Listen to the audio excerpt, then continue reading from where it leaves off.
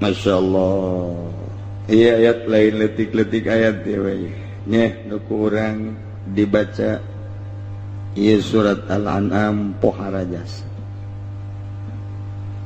Geus keistimewaan nama hiji tadi mun dibaca 3 ayat baik ieu diwakilan di pasaran 4.000 malaikat 40.000 malaikat nuliskeun manehanana kana ibadahna jang eta jelema tepikeun ka poe kiamat.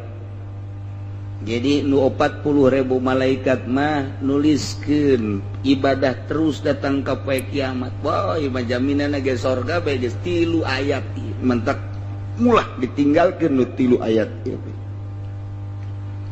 Wala jasa bahkan lamun aya setan dek ngalirukeun dek ngawaswaskeun dek ngajerumuskeun ka manehanana mun urang sering-sering maca ieu nu 3 ayat ieu datang ka maksibun ayat naon kitu mata sibut na ya setan ge moal kuateun da pokona mah kaduhum kaliwat langkung anta nyembah kayang agung. A'udzu billahi minasy syaithanir rajim. Bismillahirrahmanirrahim. Alhamdulillahilladzi khalaqas samawati wal ardh وجعل الظلمات والنور ثم الذين كفروا بربهم يعدلون.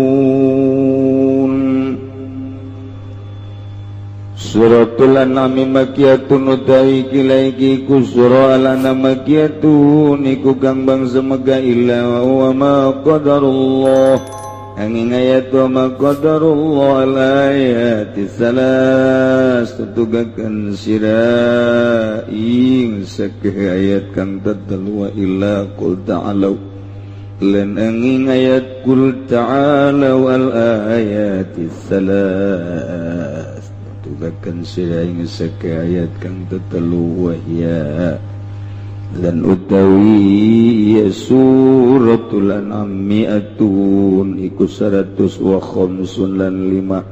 awasitun tawan namasituna ayatan lan 60 ayat. Bismillahirrahmanirrahim kalawan nyebut jenengan Allah sifat ya Allah Rahman kang maparin nikmat gede ya Allah ing dalam dunia Ar-Rahim itu kang mapalin ciri nikmat cilik ya Allah ing dalam akhirat balak. Alhamdulillah wallahu alam bimuradi utai jenis puji wa huwa lan utai hamdu al-wasubil jamiliku sifat kalawan kang elok bitun iku kang tetep lillahi kadue Allah wa halil murad lanana utawi kang den karepaken alilamu iku ngawaruhaken bidzalika kalawan mangkono alhamdulillah iman bihi kadue iman bihi kalawan alhamdulillah awisana bihi atawa ngalem bihi kalawan hamdu auhuma atawa utaya iman lan sana iku ihtimalatun iku sake kaihtimalan apya dua kan utawi leuwih maedah kenana ihtimalat iku asal sukang kaping 3 golahu Syekh Mucapuing kal sapa Syekh Jalaluddin Al-Mahali Suratil Kahfi dalam surat Kahfi.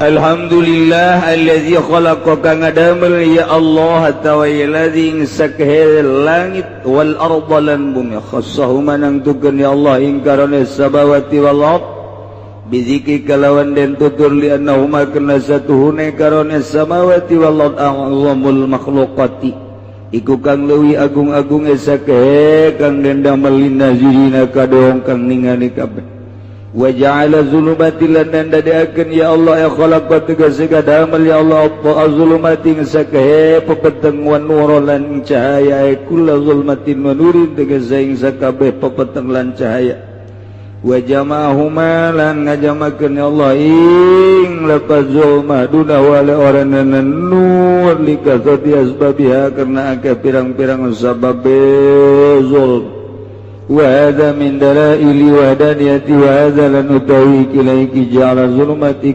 saking pirang-pirang dalil sifat tunggal Allah summa alladziina kafaru kari-kari utawa akeh kang pada karupur ya alladziina kabeh makia bi hadza dalil sebaratane jumeneng ikilah dalil birabbihim kalawan pangerane alladziina ya'diluna iku meng waya ladina kabeh yusawwuna garot tegese madakeun ya ladina kabeh ing liyana rabb bi ibadati ing dalem ibadah walladzi khalaqakum min tinin thumma qada ajala wa ajalum musamman 'indahu thumma antum tamtarun Allah alam min maradihi wa Allah iku alladzi khalaqakum kang ngadamel ya alladzikum israka bi mungtinin saking yakhluqu bi khalqi abikum kalawan ngadamel bapa sira kabeh Adam tegese kangjeng Nabi Adam minhu saking tin summa qada kari-kari netepakeun ya Allah ajalan ing ajal lakum kadue sira kabeh tamutuna ing dan tiait kang pada marati sira kabeh ing dalam narikan narima tutug gaya ajal wa ajalum musamman lan utawi ajal kang den sebut madrubun iku kang den dadakeun indahu ing dalam sanding Allah libazikum kadue den tanyakeun sira kabeh summa antum kari-kari utawi sira kabeh ayyuhal kuffar wa aling pirang-pirang kafir tamtaruna iku mang sira kabeh tasukun tegas marang mang sira kabeh fil ba'si ing dalam ba'ts pada ilmikum ing dalam sawsene weruh sira kabeh annahu ibtada ing satune Allah iku ngawitan ya Allah khalaqakum ing adama sira kabeh wa man qudira 'alal ibtida'i fa huwa 'alal i'anati aqdaru utawi zat kang kawasa yang maningatase ngawiwitan bahwa kumagote yang manalal iadati ngatase ambalani ku aqdaru kang leuwih kawasa wa huwa Allahu fis samawati wa fil ardi ya'lamu sirrakum wa jahrakum wa ya'lamu ma taksibun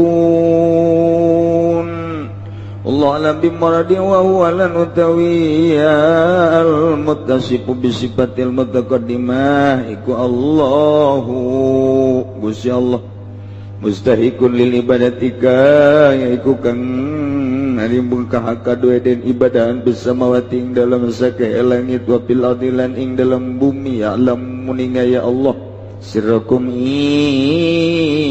rahasia sira kabeh wajharakum lan jahar sira kabeh ayatu sirruna wa ma tujhirun wa ma tajaruna bihi bainakum tegese ing barang kang nyamarkeun sira kabeh lan barang kang ngalahirkeun ngedengakeun sira kabeh kalawan main dalam antara sira kabeh wa ya lamun nuninga ya Allah mataksibuna ing barang kang ngausa sira kabeh tamaluna tegese migawe sira kabeh min khairin wa syarrin saking kebajikan lan kealaan wa ma tatihim min ayatin min ayati rabbihim illa kanu anha mu'ridin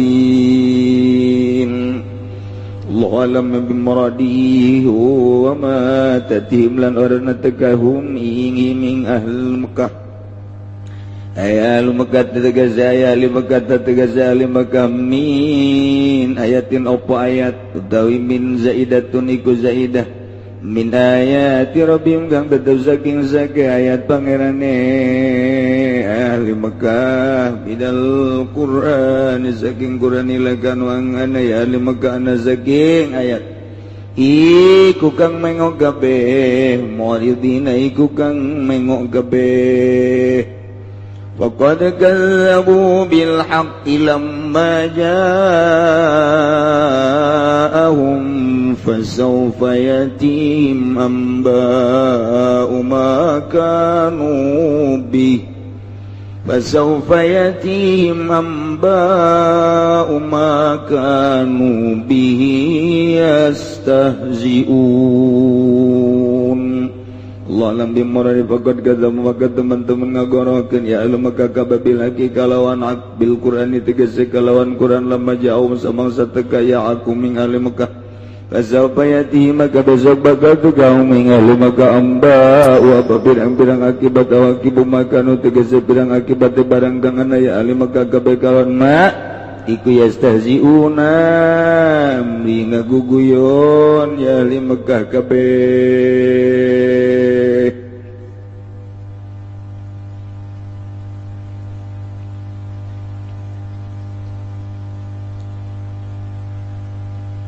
Suratul An'am beres surat Maidah urang ayeuna nyorang kana surat Al-An'am. Al-An'am eta artina pirang-pirang hewan ingon-ingon, hewan ternak. Di jerona rek nyaritakeun nu patali jeung hewan ternak. Ieu ayat ieu surah Al-An'am kagolongkeun kana surah Makkiyah. Bangsa Mekah hartina Mekah teh diturunkeunana Kangjeng Nabi meme hijrah ka Madinah. Setiap ayat, setiap surat nu diturunkeun meme hijrah ka Madinah rek di mana bae diturunkeunana eta disebut ayat Makkiyah. Di mana-mana ayat-ayat surat-surat nu diturunkeun sabada hijrah ka Madinah disebut ayat Madaniyah. Jadi lain berarti kudu di Mekah bae diturunkeunana.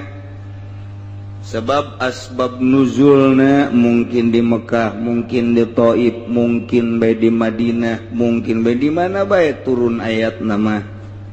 Ngan Kangjeng Nabi na meme hijrah ka Madinah ta eta teh keur cicing di Mekah seluruh ayat-ayat nu turun di mana bae disebutna Makkiyah. Itulah mustalah at-tafsir. Ngan aya genep ayat hiji illa wa ma qaddarullaha pikeun ka tilu ayat jeung ayat qul ta'alu tilu ayat genep berarti eta mah ceuk ahli tafsir sabenerna mah ayat Madaniyah nyempil di jumlah ayatna aya 165 atau aya 160 genep ayat. Geus ti mimiti kuari nu kolot bae balik ngaji di talat. Balik ngaji di talat. Jadi urang teu karasa saminggu boga saayat, 2 ayat di talat. Teu karasa 5 tahun musabaraha puluh ayat. Itu kudu ngadekluk we urang ieu asal ngaji ka di talat, asal ngaji ka di Kiai cenah mun ngabejana ti keur ieu mah. Atuh mantak daot ti kuari bae gamimitian coba ulah ti keur ieu hayang nyaho coba. Engke bakalna aya evaluasi asa menang genep bulan dites. Anu katalar beneran lulus, anu teu katalar teu lulus. Artina kalulusanana nu katalar menang genep bulan ya ti surat ieu engke menang sabaraha ayat urang eta talar. Harap saurang-saurang anu bisa balik, nu teu bisa ngendong di dieu. Nurutan keur di SD. Efek cek kira teh ngeunaan ngendong di paraban ku kiai. Masyaallah. Ialah surat Al-An'am. di jerona aya mafatihul gaib, kunci-kunci kegaiban. Wah, iya. Sugan we aya kunci jang mukakeun gunung di jerona aya emasan. Sia mah nu karitu bae kan pikiranna. Mantak wani ngeridit ge eta nu geus kitu resep kana dunia. Surat Al-An'am ieu diturunkeunana model jumlatan wahidah sakaligus.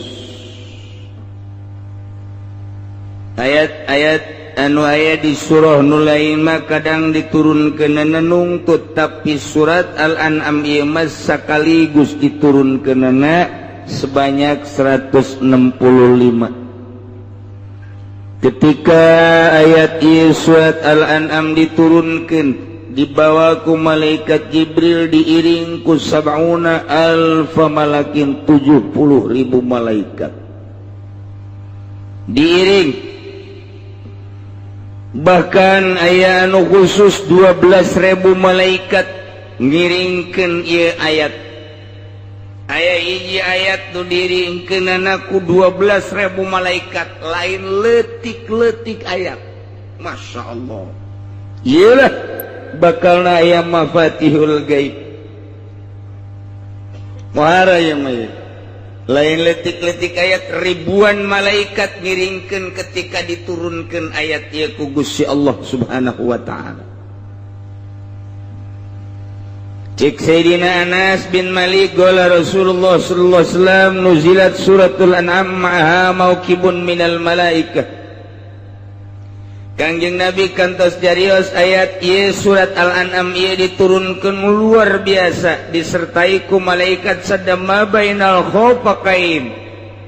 Katutup ieu langit katutup ku malaikat lantaran ayat ieu surat Al-An'am ieu turun. Jadinya menghargai menghormati karena surat Al-An'am ieu sehingga malaikat nutup pajajahan langit. Masya Allah. Muhara pasti memanjur jasa pun pakai pelet kajian hukum aja. Muhara lantarannya mah. Ya Allah.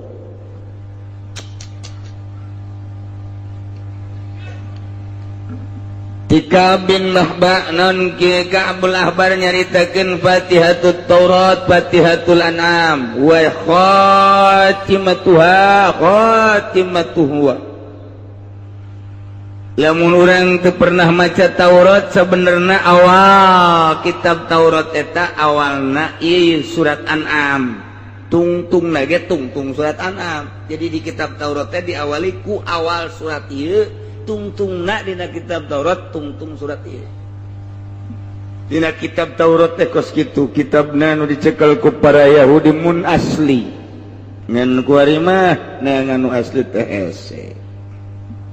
Iyalah luar biasa imat kita naon surat Al-An'am lain bantrak-bantrakeun, bahkan ayat man qara'a salasa ayatin min awali suratil An'am ila qauli wa ya'lamu ma taksibun. Saha jelema nu maca 3 ayat bae dimimiti surat Al-An'am tanu tadi alhamdulillahilladzi itu khalaqas samawati wal ardh, tepikeun ka ma taksibun kenu kurang bakal kapanggih tadatang kadinya tah dibaca 3 ayat eta ngaye wakalallahu lahu 40.000 malakin yaktubuna lahu mithla ibadatihim ila yaumil qiyamah. Ku Gusti Allah bakal dipasrahan 40.000 malaikat. Pohara 3 ayat telah.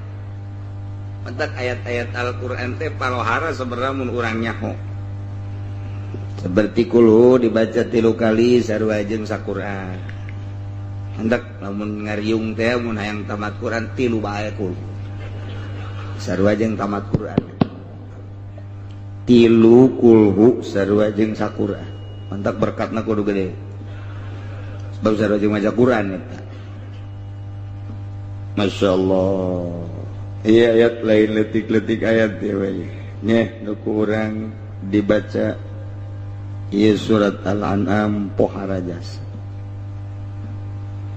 Geus kaistimewaanna mah hiji tadi mun dibaca 3 ayat bae ieu diwakilan di pasaran 4.000 malaikat 40.000 malaikat nuliskeun manehanana kana ibadahna jang eta jelema tepikeun ka poe kiamat. Jadi nu 40.000 malaikat mah nuliskeun ibadah terus datang ka poe kiamat. Boy mah jaminanna ge sorga bae geus 3 ayat ieu mentak mulah ditinggalkeun nu 3 ayat ieu.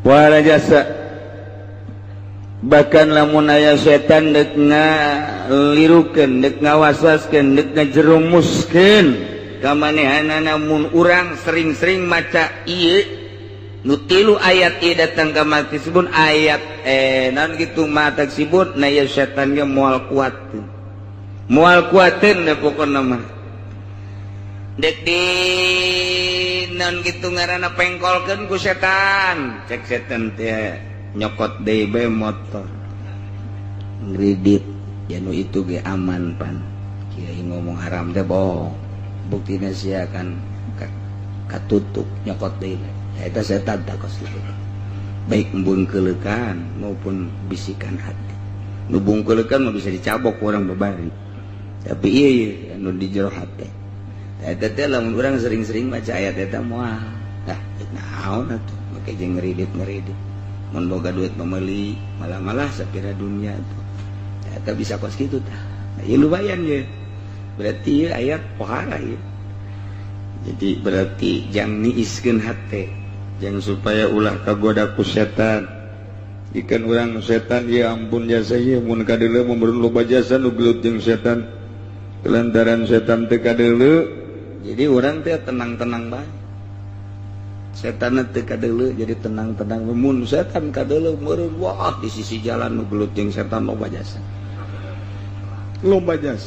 teu kadeuleu hana setan teu kadeuleu insyaallah aja urang elehan bae ku setan eleh bae ku setan boro-borona naon ieu ulah neuleu awewe bae ulah neuleu awewe asal lu sugan ingat bahwa ieu teh teu meunang teu biasa bae hate teh ditutupan ku setan deres anu ngaranna nu kolot betah bae betah nu kolot teh neuleu ko bobogoh lulu putih mah tuh atuh terlena sanggilang umurna geus 80 tahun ya atuh nya waduh cek jana lain deui jeung nu di imah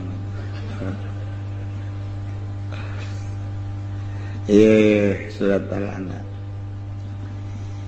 Bismillahirrahmanirrahim. Alhamdulillahilladzi khalaqas samawati wal ardh wa ja'ala adh-dhulumati wan nur. Thumma alladhina kafaru bi rabbihim ya'dilun. Wallahu a'lamu bimuradi. Alhamdulillah sadaya puji lillahi tatamtu ka Gusti Allah. Mun urang ngabahas make bahasa alat mah tu babari. Alhamdulillah teh bisa dijadikeun lil istighra kulul hamdi atawa lil jinsi jinsul hamdi atawa lil ahdi alhamdul ma'hud fi dhihni. Nu jelas mah sakabeh puji berarti mun ngabahasakeun sakabeh puji-puji teh loba. Lamun cek ahli usul mah lain kitu. Alhamdulillah teh mufrad mu'arrafun isi mufrad ditandanan alif lam itu teh yufidul umum. Geus al mufrad al mu'arraf yufidul umum. Mufrad mu'arraf eta maedahkeun kana umum geus nya mun nyaritakeun umum berarti loba. Geus sakabeh puji bahasana jenis puji bahasana loba berarti tinggal aya sabaraha ternyata aya 4. Aya puji qadim alal hadis mujina Gusti Allah ka makhlukna kos puji Allah ka Kangjeng Nabi Ayub innahu awwab. Kangjeng Nabi Ayub mah langsung dipuji ku Gusti Allah lantarannya nama dibere penyakit tu sakitu poharana ge teu pernah nyebut aduh acan Tidak pernah Kanjeng Nabi. Biasa bae. Biti borok, senggesna borok, terus saya bilatungan, beak, awak aku bilatung, bau.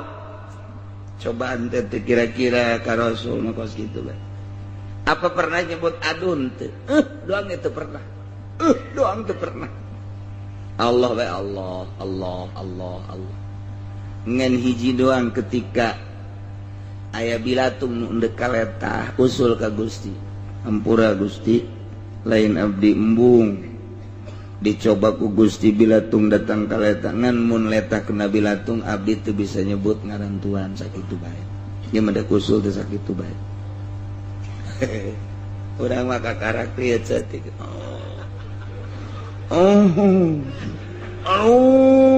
Ngadengu.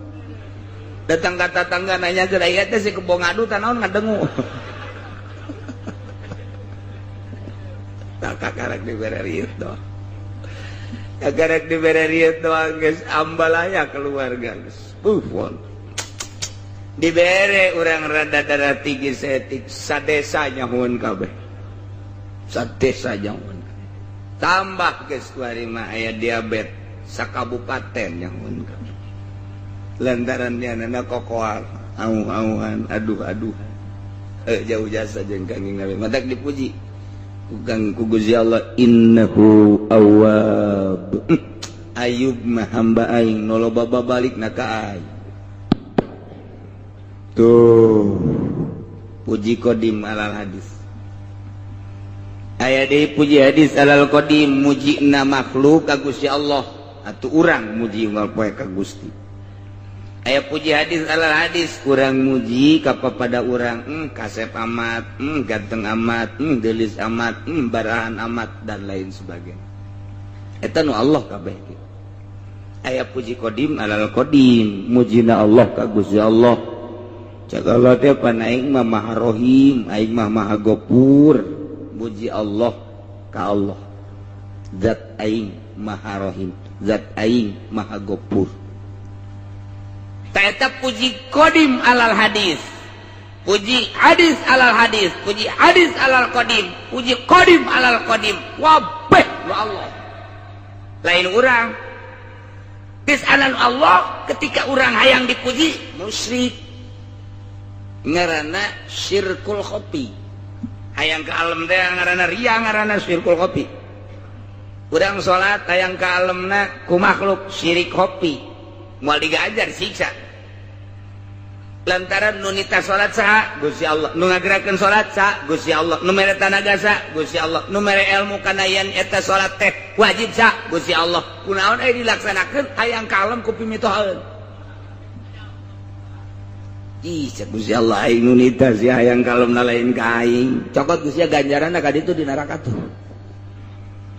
Tah eta syirkul khofi. Pan puji teh nu aing kabeh ge mentak alhamdulillah sakabeh puji eta tetep ka Gusti Allah. Sadaya puji rek puji qadim alal hadis pujina Allah ka makhluk, rek puji hadis alal hadis pujina makhluk ka makhluk, rek puji hadis alal qadim mujina makhluk ka Gusti, rek puji qadim alal qadim Gusti Allah ka Gusti Allah. Nu Allah kabeh urang mah teu bogana naon ulah yang dipuji.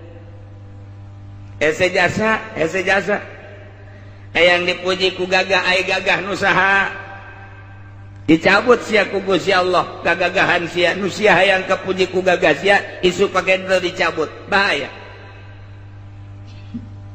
Aing mah hayang dipuji teh kulantaran jabatan aing luhur ai jabatan nu saha isu pake to lain jabatan ada bae dipodaran sia balok tinggal balok sia tah dina pundak leg-leg ku sia balok. Ayang dipuji kulantaran sugi ai harta nusaha nu Gusti. Ai sia hayang dipuji ku kasep ai kasep nusaha nu Gusti. Ai nu sia nu mana eueuh nu siaan hayang kalem mah ulah kumaha kai cak Allah.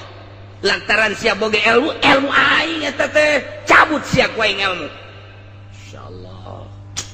Sia yang kalem ku gagah dicabut sia bahaya sia yang kalem ku sugi cabut ku aing harta sia awas lamun geus dicabut ku aing deuk ka mana sia mun tayang deuleu mantan lurah nu ngajopak ku ari teu boga nanaon baheulana mah gede hulu deuleu di unggal lembur teu kudu disebutkeun ngaran-ngaran deuleu mantan camat nu kamari ieu kakalayangan kokoleongan paeh boro-boro boga mobil motor kempes teu boga teu kudu dicaritakeun ngaranna deuleu mantan bupati hina deuleu mantan presiden hina apakah Soeharto mulia keur hina cabut ku Allah maziahna awas ya nu deuk dibanggakeun ku sia teh mana nu aing kabeh ge alhamdulillah sadaya puji kagungan Gusti Allah iyalah bahasa muji ka Gusti tapi make bahasana make bahasa khobariyah bahasa teh ieu teh bahasa carita tapi insya nu dimaksud mah geus cak tukang ngaji mah khobariyatun lafzan insyaiyatun ma'nan nu teu pernah mondok teu ceuli datang ka ngarti bae ge teu ceuli moal ngarti teh geus bahasa kos kitu mah ngondok atuh sararia sia teu kaburu mondok anak ulah datang ka teh nyaho nya sakitu-kitu acan tah ieu teh lamun cak nu mondok mah khobariyatun lafzan insyaiyatun ma'nan ngabahasakeun nama khobariyah ngabejakeun doang tapi nu dimaksud nama lain sakadar ngabejakeun muji ka Gusti Allah ku make bahasa ngabejakeun indah jasa kos kitu teh indah jasa mantak santri masal geus mangikos kieu masyaallah seuri bae nya mah mantak siga deh bisi aya kiai nu di imahna seuri bae stres lamun keur ngutak-atik masalah emang teu senyum kiai atau senyum kieu bae nya dikutak-atik ku cenah make alat oh iya aja make ilmu mani waduh teu bilaga bener dimantekan dan mantek urangnya nurutan di ka dieu bener cek pamajikan naon ka teu kaharti aing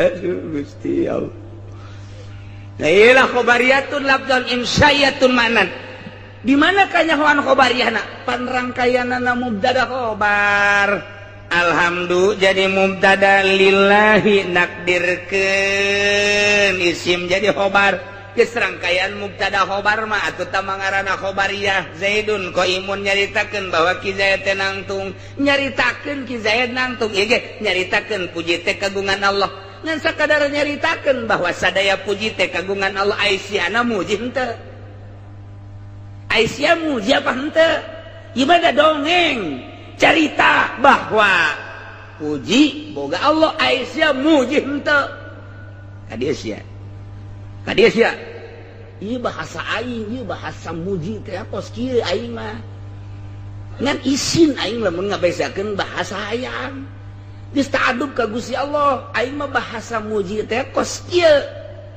lantaran isin pun tapenta ka Allah geus nyaritakeun doang gede-gedena mah menta kos kieu bae Assalamualaikum jehe sia anak ge ka bapa datang sehat alhamdulillah Pak lain sehat-sehat teh aya awak mah Aisyah aya naon ieu kieu Pak anak nu hiji deuk sakola duit teu boga dongeng kan tah ngaranna dongeng kan dongeng eta kos kitu tah aju kuari ieu adina merjel deui aduh rumah sakit can kabayar Pak ieu kuari ge di rumah sakit keneh aju itu tuh nundek nyawa deh minta surubuk can aya duit eta kan dongeng eta bapana teh geus kudu jawab mentas ya berarti ka aing lain dongeng doang eta nu dimaksudna apa Pak oh lain kieu jadi bapana ge di bloon kabehan pan mun kieu mah oh sia dongeng kos kitu atuh heuh Pak atuh geus dongengeun teh di hareupeun aing ku sia bapana goblok anakna atuh eta mah kos kitu teh nyaho bahasa atuh kudu surti si bapana oh jadi si anak saya di rumah sakit kan pamajikan di rumah sakit kan can kabayar nunggu kabayar karek 2 juta kabehna 8 genep juta deui Pak Yuk, atuh ieu muriang di tata kakana orok. Itu minta surubuh gitu doang. Naon deui? Guys, tungguan atuh. Tah eta bapak hebat anu kos itu. Eta bapak hebat, ketungan bawa ka mana? Ya, eta tah mau martil.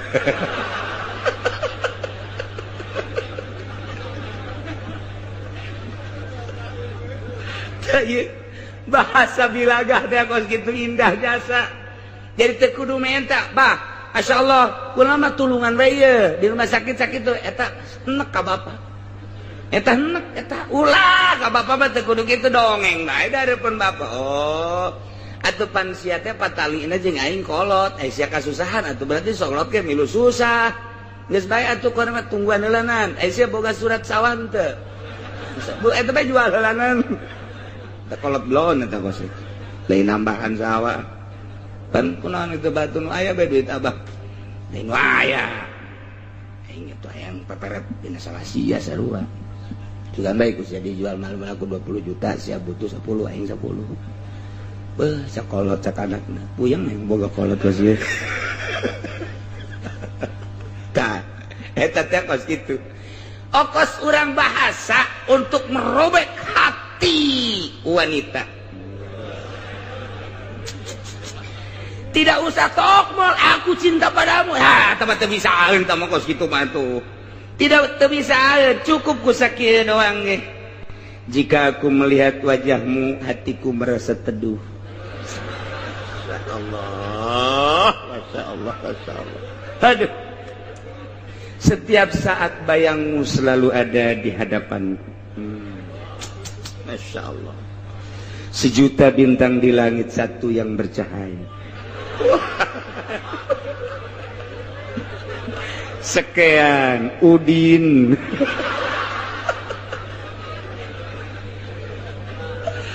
Aduh, eta awalnya memacak itu dah. Aduh, robek hatiku sekian. Tah eta teh. Eta teh menta, eta teh bahasa kos kitu teh memuji ngaranna.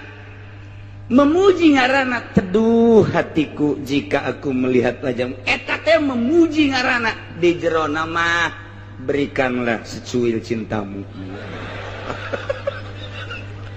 Ai siap, atuh geus pinteran sia ieu mah bugunan di sia. Emang keur dongeng-dongeng, keur dongeng kitab ye. Aya bahasa khobariyatun lafdon imsayatun manan. Pajang jadi dongeng tak ku ngaji mah jadi blak mantap pondokeun anak kumaha rada aji habak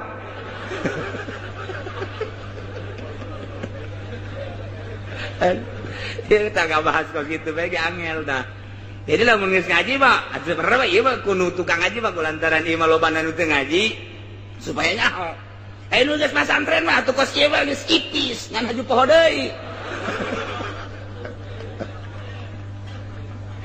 Islamun ngabahasakeun in khobariyatun lafdhan insayatun maknan berarti make hiji kalimah lain pada aslina atuh majaz mulai geus tah majaz tah ngageserkeun kalimah tina makna hakiki kana makna majazi per kalimah kuari mah per kalam pasti kadituna majazna ieu adalah tamtsiliyah. Atuh beda kena kadituna. Tuh lamun per kalimah majaz teh pasti istiarah, mun teh istiarah teh majaz mursal. Tuh, ieu mah kan per kalam, rangkaian mubtada khobar, rangkaian syarat jeung jawab, rangkaian dan lain sebagainya. Oh, jadi beda ke ngagunakeunana. Ngalaksanakeunna ngan tetep majaz kos kieu teh majazuhum kalimatun ustumilat fi ghairi aslihin lau qadudiyat. Qadudiyat ninahin. Dek pakai samar kondi al majaz wa dah dereng-deng atuh babari mentak ngeunaheun urang mondok ieu teh maksudna mah ana unsiul hamdah pimaksudna mah abdi teh ngabuktikeun muji ka Gusti ku bahasa carita sarua jeung kitu sarua jeung tadi anak sabenerna mah kula teh deuk menta ka bapak ku bahasa dongeng tuh jadi lamun kolotna pinter dongeng eta lain ditanggap naon deui sia naon deui atuh aing karunya aja ka sia cakana karunya sih teu mere belum.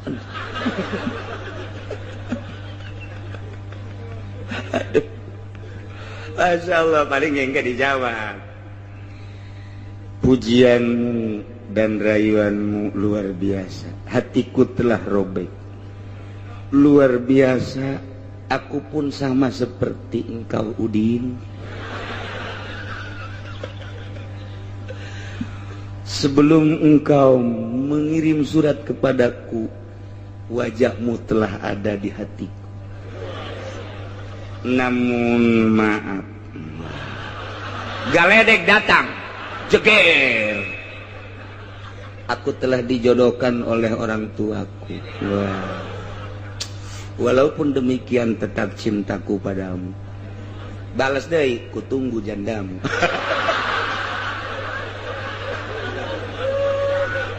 Kurang karar itunya, karena rese ya urusan. Gara-gara alhamdulillah ya. Masya Allah. Ini itu bahasa setima. Alhamdulillah. Numantak mual ayah khutbah paling hebat eta. Diparake ku kabehan jakangging Nabi. Mun khutbah eta. Alhamdulillah. Alhamdulillahilladzi jalla wa ala. Alhamdulillahi rabbil alamin. Alhamdulillah be.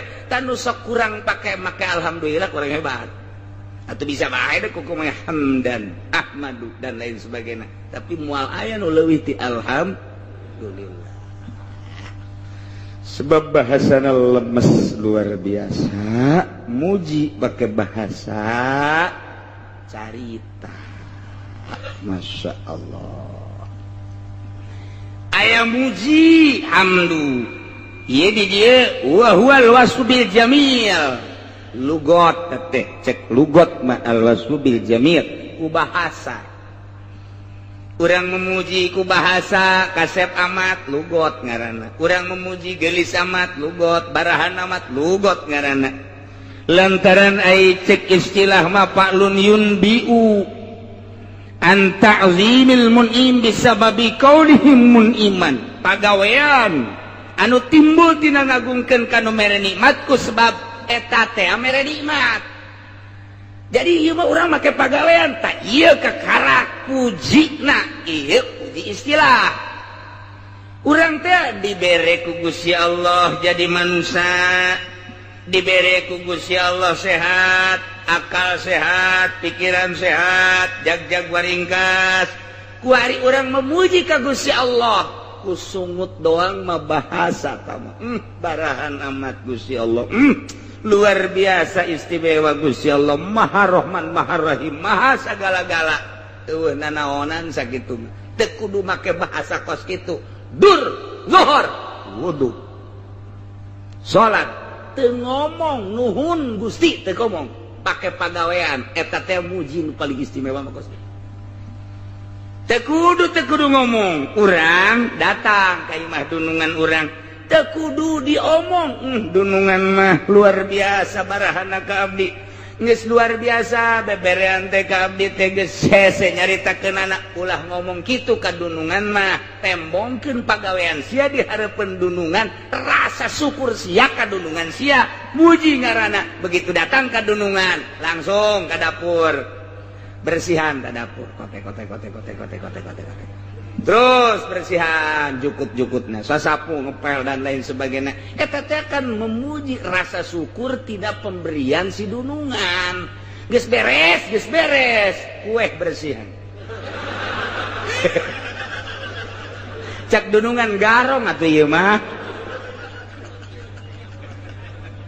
Tak eta muji daripada ngan kusungut doang. Ngan dibere kusungut doang, eueuh tapak di mata dunungan. Tapi ketika datang sasapu, koret dan lain sebagainya, eta teh geus muji. Cak dunungan, Masya Allah, kamari dibere 100.000 bagi imah jadi bara resiki, katut jeung kue na bersih. Judungan, mendingan mana tak ngan omong doang, jukut nyemrung. Daripada teu ngomong, maningan nu teu ngomong tapi jukut lesak, maning mana? Atuh maning nu lesak. Ngan dibere omong doang, jukut nyemrung, tai kotok ambalaya. Di dapur mararacet, kompak dan lain sebagainya. Aing dibere omongan doang. tengenahin, tapi begitu datang ke dunungan rarapih kabeh. Ieu ge urang ka Allah ngan ngomong doang Gusti Ma'al Nuh Maha Rahman Maha Rahim. Ai salat henteu. Ai puasa henteu, zakat henteu. Blod cak Gusti aing emangna naon cak Gusti. Pan sia teh aing muji ka aing mah atuh parentahan aing tah Paklun yunbiu anta limit anta zimil munim. Ku sebabnya na mere nikmat ka urang lakukeun puji ka Gusti Allah, salat, puasa, zakat dan lain sebagainya. Puji. Aya di syukur. Syukur mah syukur bahasa urang terima kasih. Cak Gusti Allah malam yaskurin nas lam yaskurillah. Jelema nu teu syukuran ka manusia teu syukur ka Allah. Jadi urang bersyukur teh kudu ka jelema heula eta teh sarua jeung ka Allah. Urang keur cicing bae poe Minggu hujan gede jol bae jelema. Poe cicing bae teu ka mana? Henteu. Tah, teu ka mana ukang dibere ku Haji Samsu 2 bungkus. Aboh. Molotot bae teu kiceu-kiceu. Bersyukur alhamdulillah kalau wudu heula Allahu akbar brek sujud syukur lantaran nyana dibere Ji Samsu 2 bungkus deuk beuli hujan duit teu boga ai jol aya pohara jasa pantai aya syukur ngaranna bersyukur ka jelema anu mere nikmat ka urang sarua jeung bersyukur ka Gusti Allah ngan dibuktikeun ku ari mah dibuktikan kos kumaha si bentuk syukur nu asli. Bentuk syukur nu asli tergantung jelemana. Lamun alim ditaklimihi kiai kumagaan eta adalah bentuk syukur teu kudu ngomong. Lamun hiji jelema dibere ilmu ku Gusti Allah nyana daek magahan ngaji dek saurang dek duaan dek 10 dek 100 lu jelas nyana magahan ngaji tak eta bentuk syukur. Mun diberi ilmu teu daek dibikeun ka batur kufur ngaranna. Lantaran aya nikmat pemberian ti Allah teu daek dibikeun ka batur kufur nikmat. Diberi ilmu ku nyana ku Gusti Allah tapi teu daek dikembangkeun ilmuna. Geus alim bitalimihi lamun aya kiai daek magahan ngaji eta ngaranna bentuk syukur. Geus syukur teh eta ka murid. Alhamdulillah aing aya sia ngabaturan aing ngaji. Aing bisa nyodakohkeun ilmu ka sia. Eta ka jelema tah bersyukur ka santri, bersyukur ka jelema nu daek ngahadiran. Hakikatna mah eta teh syukur ka Gusti Allah. Geus eta kudu diomongkeun Gusti Allah bersyukur ka dinya teh sarua jeung ka Allah. Malam yaskurin nas lam yaskurillah. Jelema teh syukur ka manusia, teh syukur ka Gusti Allah. Bentuk syukurna mun dibere ilmu pagahkeun. Nah, santri ngan 3 bae. Mingguan teu jauh ti 5. Kitu ge mun teu hujan. Hujan we hiji-hiji acan. Gas, eureun. Kufur ngaran. Kufur nikmat. Lamun pamarentah biadli syukurul imam biadli syukurna seorang pemerintah adil. Lamun aya imam ti mimiti RT datang ke presiden tah eta teh ngaranna imam nyana bisa adil teu kudu ngomong alhamdulillah teu kudu ngomong muji ka Gusti Allah dengan bisa adil geus bersyukur berarti eta bentuk bae heulana urang mah bentuk geus lamun aya lurah bisa adil teu kudu loba omong keur syukur ka Gusti Allah aya camat adil teu kudu loba omong syukur ka Gusti Allah ngan ngabentukeunna dibentukeun adil ka rakyat.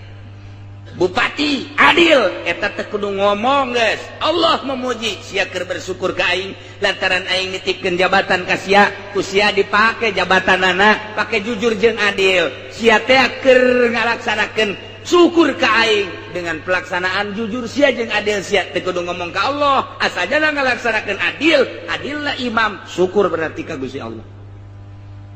Lamun sugih bisa dakotihi. Lamun aya jelema sugih bisa sedekah teu kudu ngomong eta adalah bentuk syukur ka Gusti Allah lantaran mun teu boga nya teu bisa sedekah nah kuari dengan sedekahna berarti keur bentuk syukur ka Gusti teu kudu ngomong-ngomong ka Allah geus henteu kudu asal aya pake miskin tah asal aya butuh tah eta teh geus berarti syukuran ka Gusti Allah sanajan hatena poho ka Gusti Allah nyana keur ngalaksanakeun syukur ka Gusti Allah. Jadi lamun alim bitalimihi, imam biadlihi, lamun nusugi bisodaqatihi, etalah bentuk-bentuk syukur. Panjang mun didongengkeun tarif nama geus teu kudu bae heulanan. Ieu mah langsung ngabentukeun bae. Bongan aing mah ngajina jeung nu tilok mondok. Jadi haju kahartipan tah. Oh, kos kitu. Daripada ngabudah ngomong bae. Lurah loba omong, ai jujur henteu, kufur berarti. Lantaran dititipan jabatan, nah camat teh jujur kufur, polisi teh jujur, abri teh jujur, bupati, camat, kuah bae, gubernur presiden, eta teh keur ngabentukeun kufurnyana terhadap nikmat anu dibere ku Gusti Allah. Awas mamalana di akhirat. Mamalana di akhirat. Wari jadi menteri titipan ti Gusti Allah. Sarua jeung kieu hei Muhaimin, menteri naon ngaranna?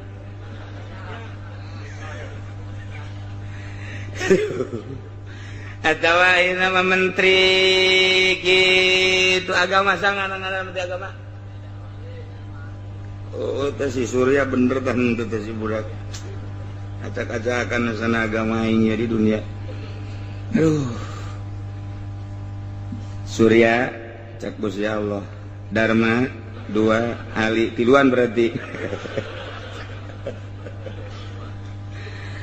Aing titip jabatan kementerian sia-tia dijadikan menteri agamanya kade hiji ulah digunakeun ku maneh pake jang partai maneh petilu ulah digunakeun pake organisasi ulah digunakeun partai ieu mah secara nasional titip aing ka sia jujurkeun jeung ngadilkeun teh kudu loba omong asal sia ngalaksanakeun bentuk syukur ka aing geus aya aing bakal mere la azidannakum lamun sia henteu jujur teu adil kufur nikmat berarti sia aing geus nyadiakeun neraka jahanam jang si ieu lain jang sasaha teu aya sumput salindung aing mah nyeun tes dua bae sorga jeung neraka sia jujur sorga sia teu jujur neraka nyaun masyarakat ke kabehan mun sia di akhirat lantaran di dunia teh jujur aju sia di akhirat dikasorgakeun aing cak Gusti Allah pasti didemo ku masyarakat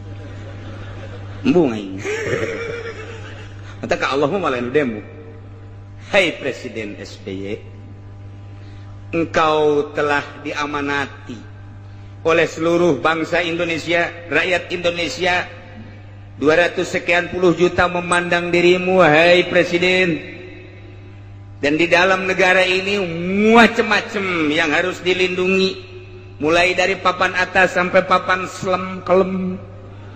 Abeh ieu teh ku sia teh kudu dising hade. Sia teh kan boga cabang-cabang jeung ranting-ranting melalui sub-sub, mulai diatur oleh kementerian-kementerian. Bila perlu tambah deui menteri besi kurang ngelolana.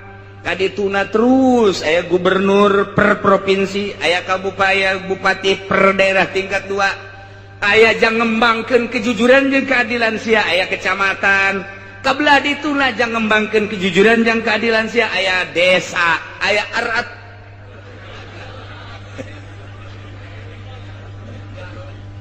Tah sok laksanakan ku sia kade titipan ieu teh presiden teh sia jujur sia adil aingnya diakeun sorga, sia teh jujur sia teh adil aingnya diakeun neraka. Sakitu bae andai kata masyarakat ku aing ditanya jujur henteu, cak masyarakat henteu, ku aing moal dikasorgakeun sia. Aing teh nanya padahal aing nyaho aing bepang pangeran tapi tetap saksi mata. Nah ieu nu bakal ditanya lamun sia teh jujur SBY, hai ku aing dikasorgakeun, aing di demo. Jore amat pangeran Allah di demo. Ku si Alek, ku si Udin, Jepri. Teu bagus. Nu mantak moal aya be. Amal nu henteu dibales. Amal bagus, balesanna bagus, sorga. Amal goreng, balesanna goreng, neraka. Janji aing. Padahal mah hak peto aya di aing. Sanajan maksiat deui ku aing dikasorgakeun bae tuh kumaha aing aja lu aing. Sarua jeung baju sia. Baju ieu teh tiru ku daki dek dika lamarikeun bae atuh kumaha sia bae aja lu sia. Ieu geus nangistrika tapi na dek diteuneuh di luhur hau atuh kumaha sia bae. Jabatan manusia ieu ngan merenangan saimah-imah demo tak kenapa itu can bisa sedadabut itu dibawa ke Amerika jero lamarikan aya menang istri ka kunaon dikahaukeun kumaha abah bae jeung nu abah tah abah kudu kagrogol ke nya emang kunaon salah menempatkeun bah ai sapatu sokna di hulu apa di suku di hulu bener itu ai kopiah di hulu apa di suku atuh bener mah abah mah dosisnya tinggi kuduna ieu mah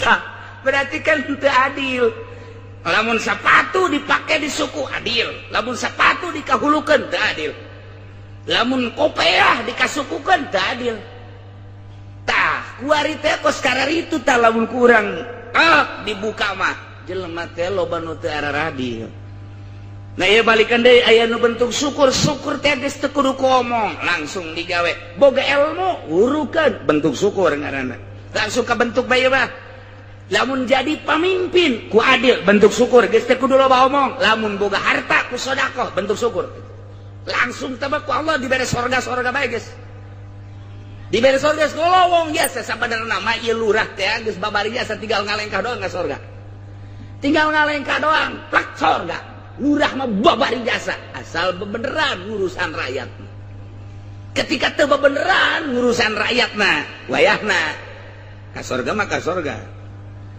ya di sate segede bangsa 1999 tahun lah taya antara muji jeung syukur alhamdulillahilladzi sadaya puji Gusti kagungan Gusti Allah puji nu opat ya tadi adalah nu Gusti Allah walil murad alilam bidzalik ngajelaskeun puji apakah nu dimurad teh ngan sakadar nganyahokeun kana pujian lil imani bihi karena iman atau memang ngalem langsung ialah itimal apiadu hasalis wujudkeun nu sabenerna mah sakumaha dina surat kahfi geus kasimpulanna nama seluruh puji kagungan Gusti teu aya anu hak puji salian Gusti mah ai kitu kunaon Gusti make jeung hak dipuji Gusti ma allazi khalaqas samawati wal ard anu ngadamel 7 lapis langit nu ngadamel 7 lapis bumi dijelaskeun ku Gusti Allah samawati wal ard khassahuma bi dzikri henteu manusia henteu hewan teu gunung teu laut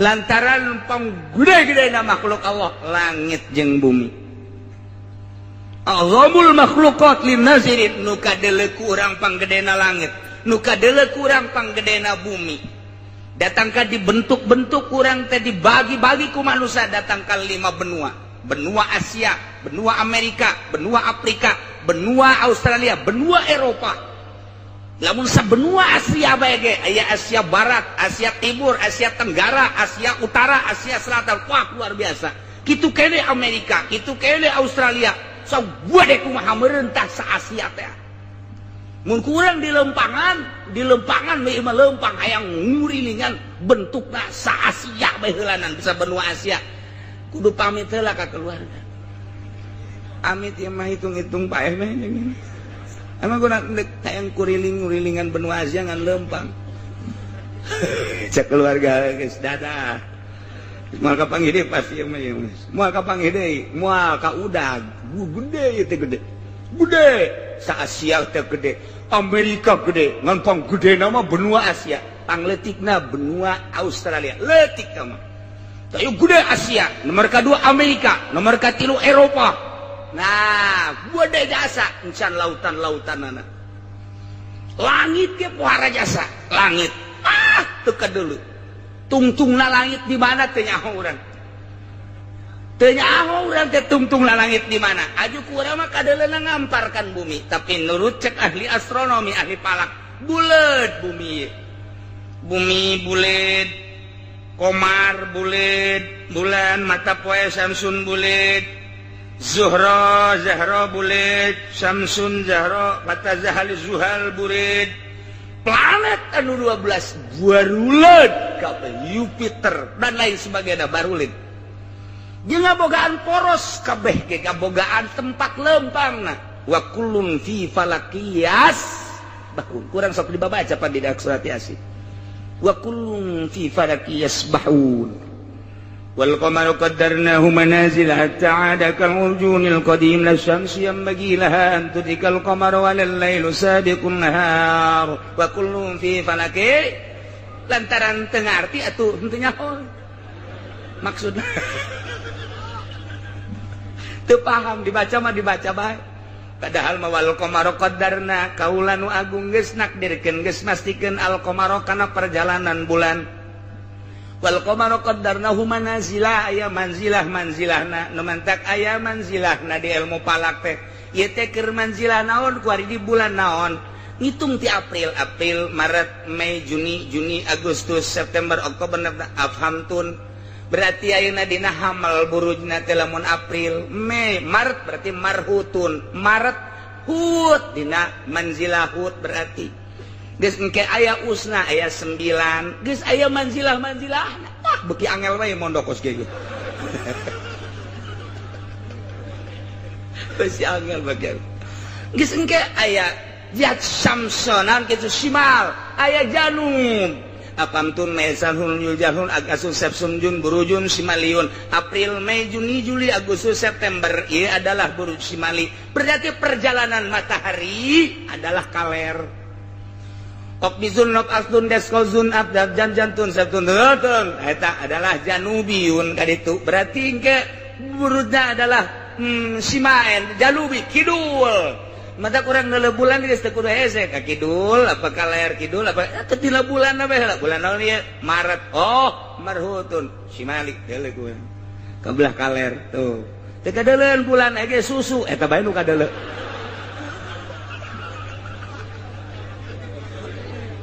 Aya manzilah engke manzilah dabron manzilah mah macem-macem tadi neul bopalak. Wal qamaru qaddarnahu manazil hatta 'ada kal urjunil qadim sehingga nyana balik deui kanu awal engke di manzilah nu ieu tas poe ieu manzilah nu ieu poe ieu manzilah deui poe ieu manzilah deui sapoe-sapoe nyana pindah-pindah manzilah si bulan teh engke geus aya 30 poe balik deui nyana qadarnahu manazil hatta 'ada kal urjuni hatta 'ada balik deui al urjunil qadim kas kanu baheula deui ka awal kitu jeung kitu wae kitu jeung kitu wae la syamsu yanbaghi laha an tudrikal qamara moal aya bulan ngudag-ngudag mata poe moal aya panon poe ngudag-ngudag bulan hartina lantaran aya porosna masing-masing moal ngagiclek poros maton panon poe pindah ka poros bulan atau bulan pindah ke panon poe tukerannya nacak bulan sia di dia dirinya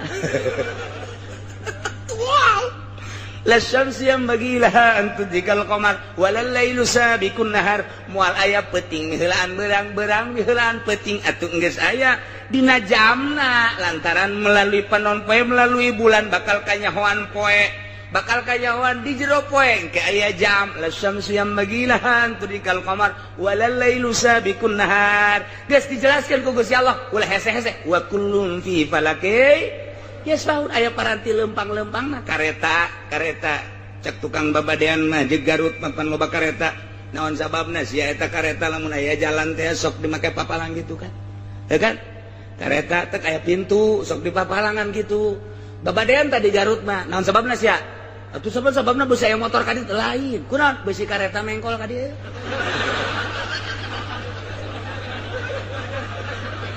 khawatireun tuh kan eta wa kullun fi falakias boro-boro bulan boro-boro panon poe kareta ge aya porosna hese-hese teuing tanu mah tak diatur ku ilmu palak geus asal palakna salah we salah tah nanggalkeun salah lompat ka mana ge salah buatan Yahudi teu percaya aing mah sebab Al-Qur'an geus boga palak sorangan wa kullun fi falakias mahun teu percaya sia bodoh aing mah boga palak sorangan mantap Kiai galak ka muridna, aji palak.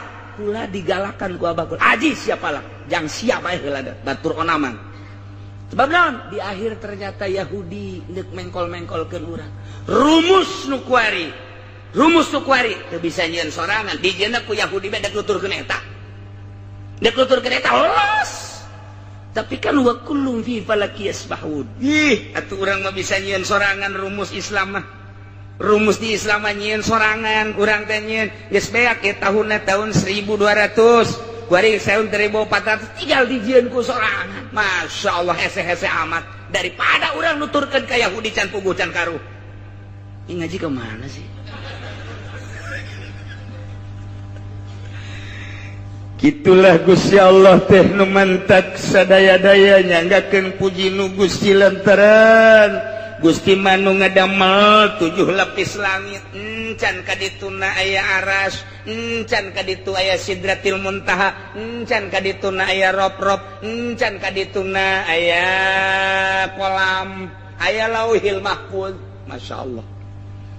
Berbagai pengalaman para rasul diantara Kangjeng Rasul urang ketika Mi'raj boro-boro sasaha malaikat Jibril ngan datang ka langit ka-7 bae pamitan malaikat Jibril tidinya teh Muhammad teu bisa kula mah naik ka luhur terus lantaran wilayah kula mangan sakikeuna bae cak Kangjeng Nabi mah nyai ti handap pabarengan datang ka dieu ai kula ditinggalkeun hayu bae embung lain wilayah Jibril mah Jibril embungeun ngalengkah nu lain wilayah.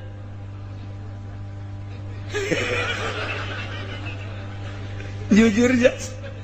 Nah, tuh ayo lurah, camat Gusti Allah nu agung, bupati dan lain sebagainya lah hese nengan jujur.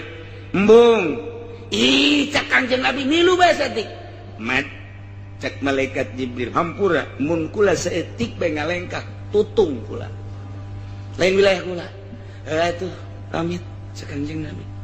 Teu bisa harti dadek menghadap ke Allah teh teu bisa dibarengan ku sasaha sorangan. Teu bisa dibarengan ku sasaha sorangan ka Gusti Allah eta teh hakikatna mah kos kitu. Zahir mah bisa dibarengan, batin mah tetep bae sorangan ka Gusti Allah. Urang ayeuna babarengan ngaji, batin mah masing-masing ka Gusti Allah. Anu geus neulean jam bae kebal teuing teh kiai. Batin mah masing-masing. Tak ieu ge urang teh hudang ti peuting sorangan ka Gusti Allah tadarru. Masya Allah hanya Allah nu apaleun, hanya Allah nu terangin. Kadeketan urang jeung Gusti Allah hanya Allah bae jeung dirina nu nyaho. Karasa deket jeung henteu na jeung Gusti Allah karasa. Karasa jasa deket na jeung jauhna jeung Gusti Allah. Wari-wari urang kieu maksiat, mabok, kabeh kita boga perasaan jauh jeung Gusti Allah. Boga harta teu ngazakat. Eta ki haji nu hartana berlipat dari zakat dirina teu bisa dibohongan nuranina asa jauh jeung Allah kuari deuk we urang boga harta kabaraha zakatna aya 20 juta mah plek plek plek dinolkeun hate bentuk ibadah ka Gusti kakarak sakitu ge asa deukeut jeung Gusti asa diseuri-seuri Allah teh asa seuri hareupeun aing keur seuri jeung Gusti Allah asa kos kitu. Kuari zakat keluarkan puasa orang normal sholat biasa orang tahajud asa deket biasa jeung Gusti Allah.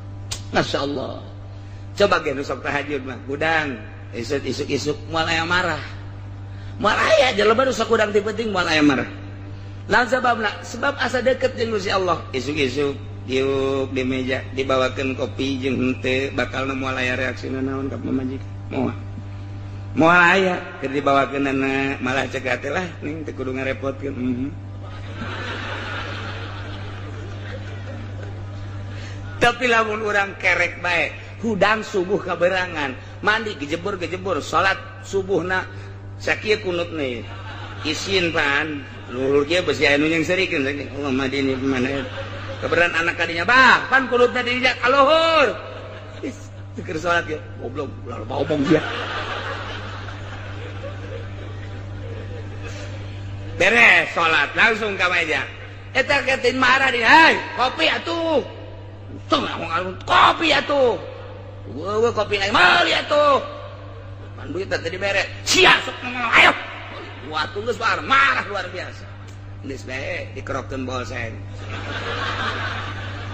tah song tah tadi mah paroe kudu bacang pamajikanna seuri we bebeja emang eta karasana kumaha kopi geuna. Hei, tambah bawa seng, paingan pek doi. Goblok sia cakira. Eta akibat teu penting teu hudang mamarahan. Mamarahan. Nah. Ialah Gusti Allah ieu keur carita alladzi khalaqas samawati wal ard. Allah teh panu ngadamal 7 lapis langit. Masya Allah, encan nu lain-lainna. Haju Allah nu nyaho kalegaan langit. Wal arda jeung bumi. Di jero bumi teh wah tersimpen macam-macam. Aya minyak di jero teh, aya solar, aya besi di jero teh, logam, perak, emas dan lain sebagainya. Ai emas onon teh kudu jero taneuh. Di Brebes ge loba tah emas mah. Tah eta.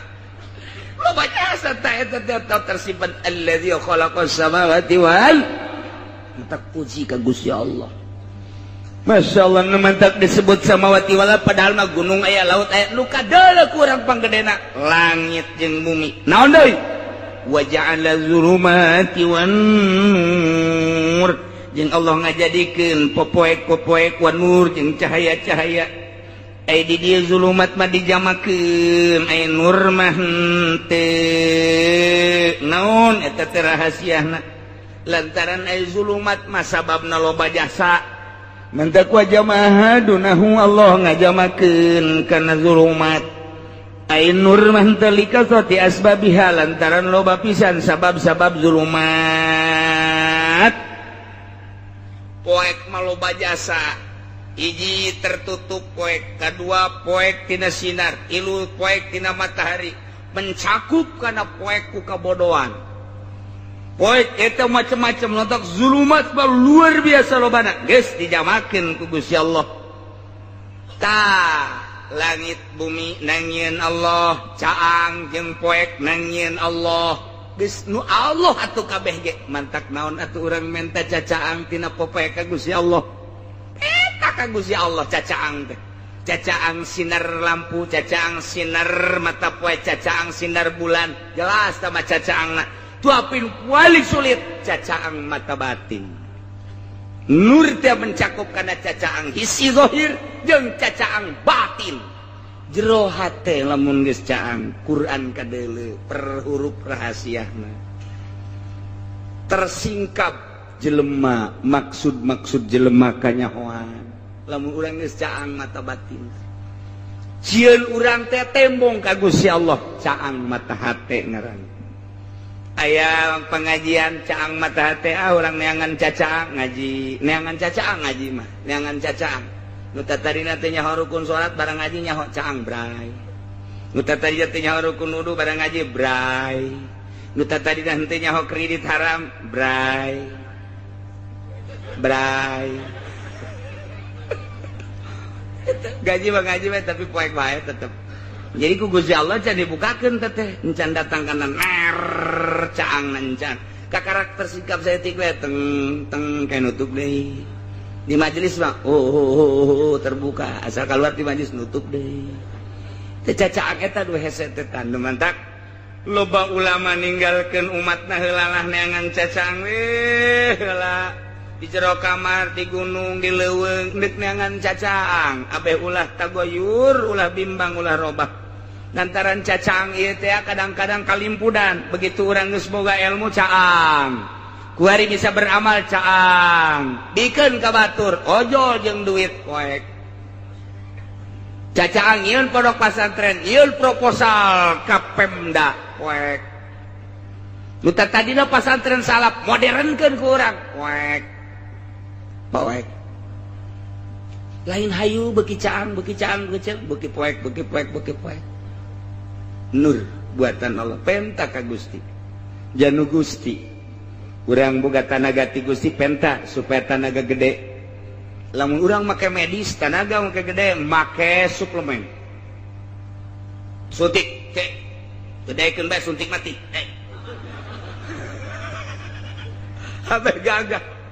Abeh gagah ketergantungan terhadap obat medis.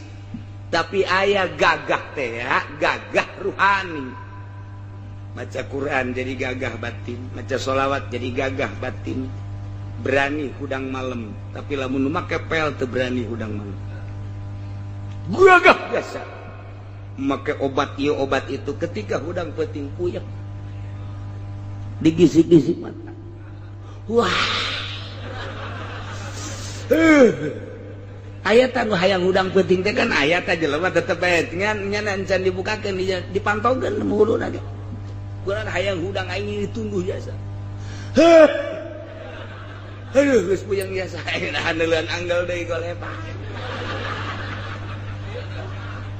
awak mah gagah tinju mah bisa ngalawan peuting teu bisa tapi sering baca Quran, sering ngaji, sering baca sholawat. Begitu hudang jam 2, Masya Allah. Nikmat jasa. Langsung hudang ngalah wudu. Set, Allahu Akbar. Pas tahiyat, salam deh.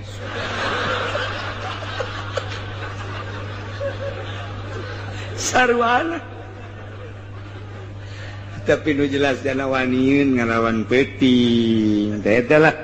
Iyalah. وَجَعَلَ الظُّلُمَاتِ وَالنُّورِ ثُمَّ الَّذِينَ كَفَرُوا بِرَبِّهِمْ يَعْدِلُونَ tapi jelema nu kafir mah mengkol nyana ka pangeran sakitu geus jata mun ditanya langit buatan sa Allah bumi buatan sa Allah nu boga poe sa Allah nu nyieun caang sa Allah iman atuh sia ka Allah moal ka Isa bae blot kafir nu nyieun langit bumi sa Allah nunyan caang jeung paesa Allah percaya tuh ka Allah bahwa Allah teh pangeran henteu abdi mereka patung mae jelema kafir teh kararitu mata hatena teh dibungkus ku Gusti Allah teu dibukakeun hijabna padahal mun secara ilmiah geus caun nya ge saha nu nyieun atuh langit ti mimitina jeuweul mun lain Allah dongeng na langit dijieun ku sa dongeng na bumi dijieun ku sa sedangkan ayah